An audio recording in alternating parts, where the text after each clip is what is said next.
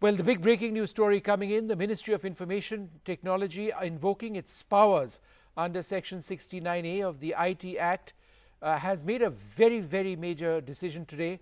It says in view of the emergent nature of threats, they've decided to block 59 apps since in view of information available, they are engaged in activities which are prejudicial and to the sovereignty and integrity of India, the defense of India, and security of state and public order. This includes the very high-profile app Tik-Tok by ByteDance and several others. We'll bring you that entire list in a little while from now. Over the last few years, India has emerged, the government says, as a leading innovator when it comes to tech advancements and a primary market in the digital space. At the same time, there have been raging concerns on aspects relating to data security and safeguarding the privacy of 130 crore Indians. Let's go across to NDTV's Akhilesh Sharma, who joins us. Akhilesh, is this directly linked to the tension against China in Ladakh?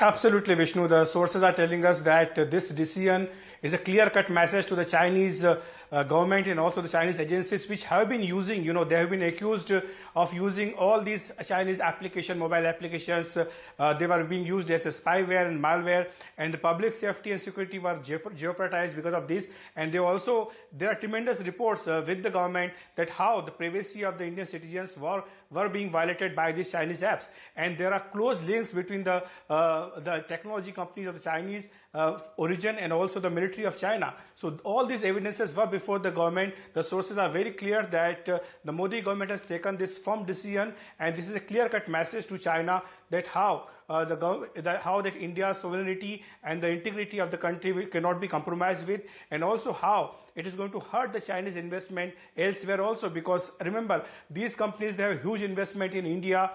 Millions and millions Indian users use these platforms for several years.